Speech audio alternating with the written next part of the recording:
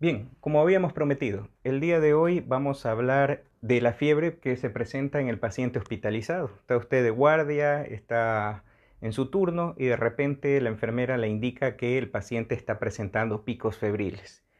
Puede suceder dos situaciones: que este paciente en ese momento haya sido ingresado por un proceso séptico, es decir, por un proceso infeccioso, o que el paciente haya sido ingresado por un proceso no infeccioso. Bien, sea cual sea esta situación, nosotros tenemos que primero establecer una serie de posibilidades y luego establecer cuáles son las actitudes que debemos tomar durante la guardia. Bien, usted está en ese momento con un paciente dentro del hospital. Entonces, lo primero que nosotros debemos descartar es la presencia de pirógenos exógenos. ¿Qué significa esto? Muchas veces durante la guardia no solo un paciente presenta fiebre, a veces resulta que presentan dos, tres, cuatro pacientes durante la guardia empiezan a presentar fiebre. Muchas veces esto es por una mala manipulación de las vías periféricas. Pueden ser inclusive la antesala de un estado preflevítico, es decir, que el paciente nos presente una flebitis, una inflamación de la vena. Entonces, ¿qué tenemos que hacer nosotros? Descartar primero que no haya ninguna alteración de las vías periféricas y estar atentos sobre todo de la flebitis. Recuerde, no necesariamente siempre tiene que ser flebitis. Cuando nosotros hablamos de pirógenos exógenos, incluso puede ser que la misma vía, es decir, el mismo catéter, la vía, ¿no es cierto? Es decir, el sistema del suero sea el que esté contaminado, es decir, por una mala manipulación de posiblemente del mismo personal de enfermería, pudo haber sucedido de que se contaminó el sistema de vía periférica.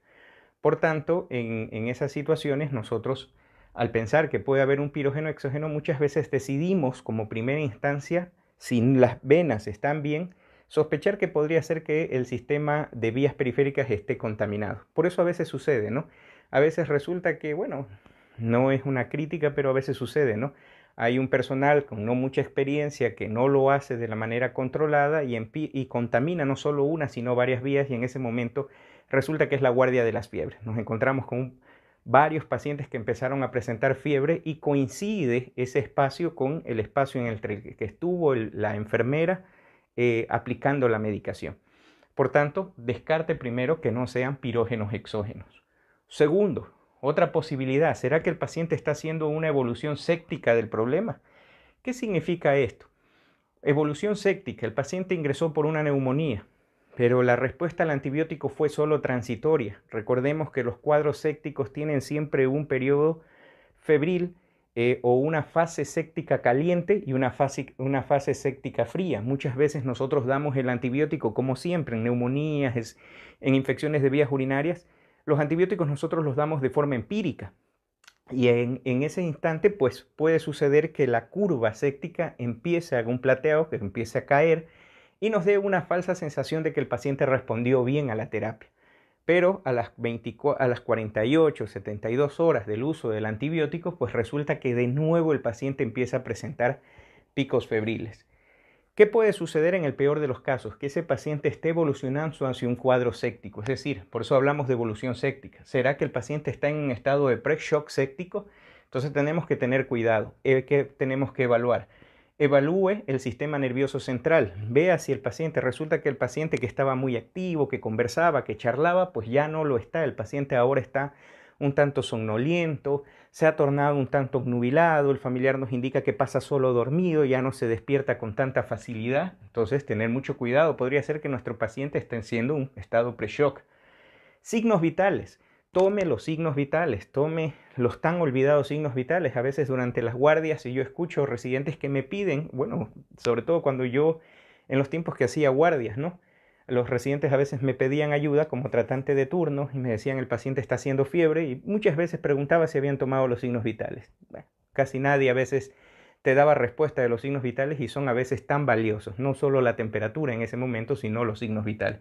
Así que hay que evaluar el estado hemodinámico del paciente, ver cómo está la frecuencia cardíaca, cómo está su presión arterial principalmente.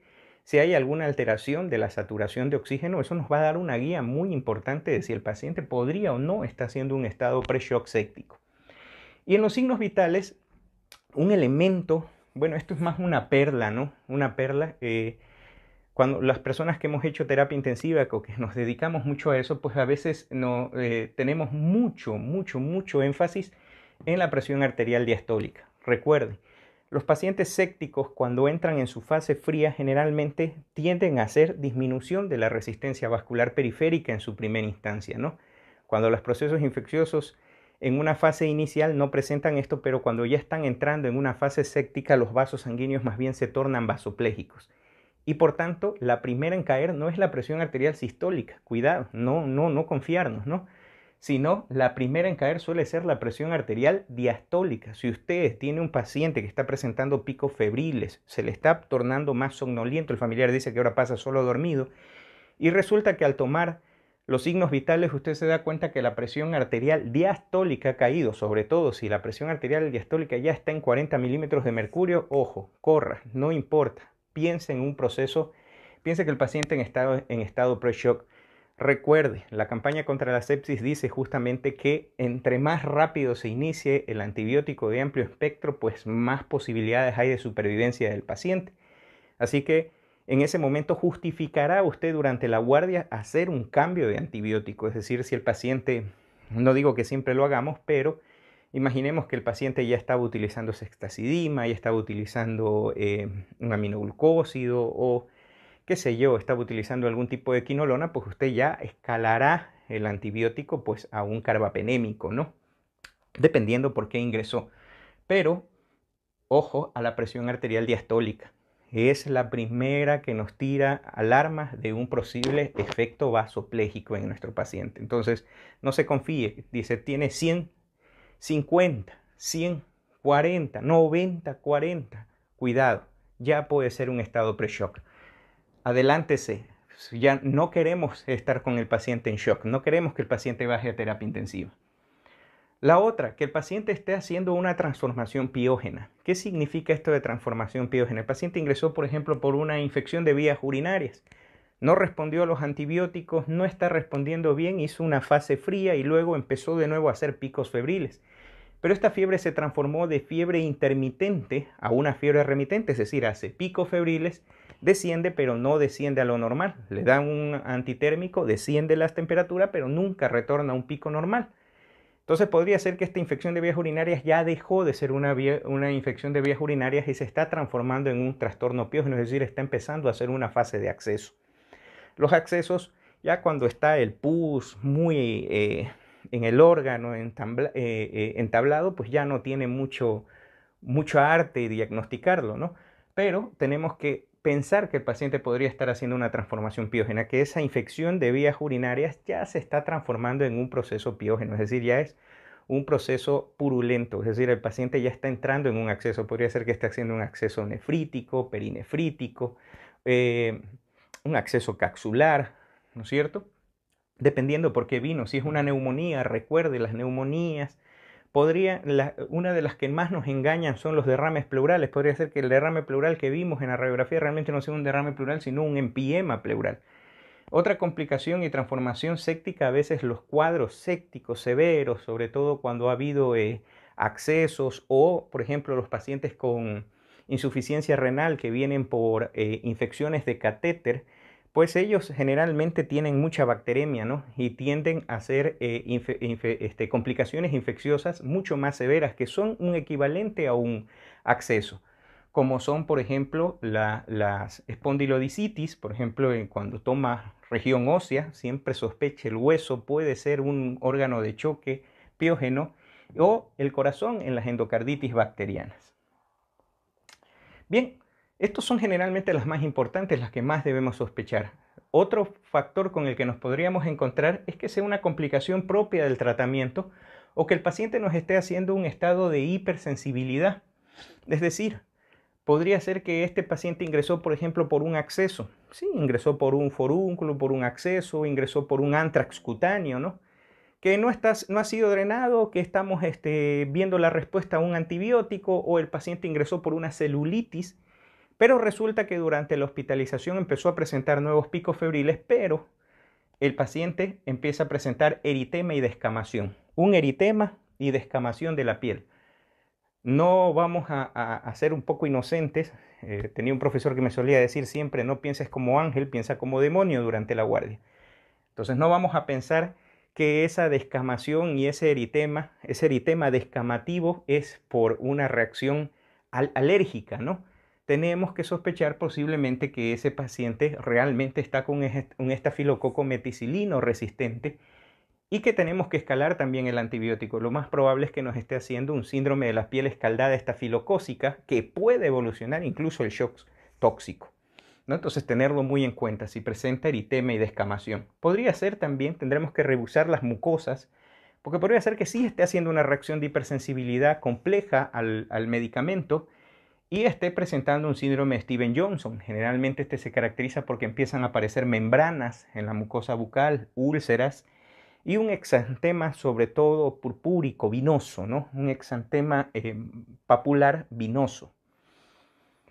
Podría ser un eritema pigmentado fijo, ¿no? A veces nos hemos encontrado con pacientes que presentan, ¿no?, una mácula purpúrica única que empieza a hacer denudación. Sobre ella encontramos una leve denudación alrededor de esa mácula morada, una mancha morada dentro de la piel única, ¿no?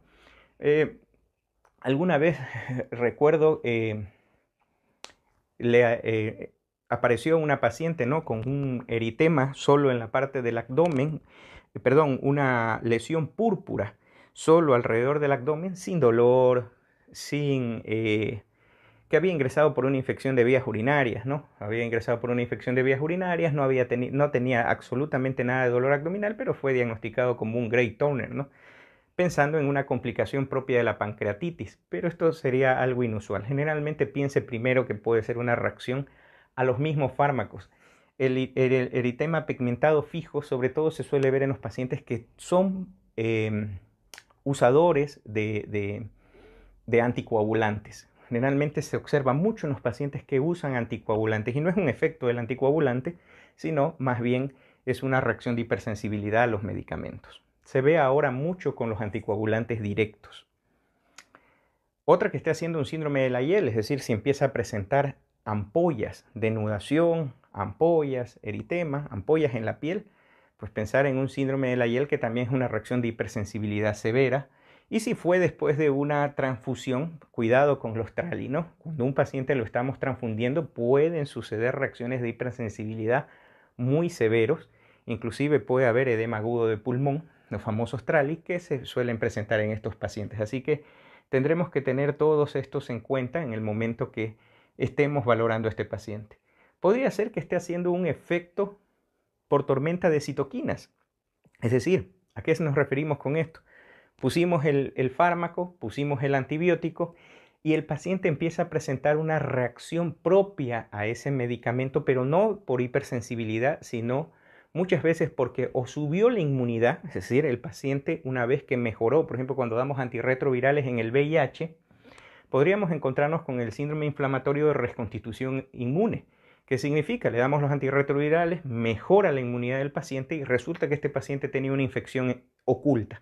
Entonces empieza a presentar de nuevo picos febriles e incluso podría presentar lesiones cutáneas que nos están traduciendo un inicio o una infección. Esto se ve sobre todo en la lepra, ¿no?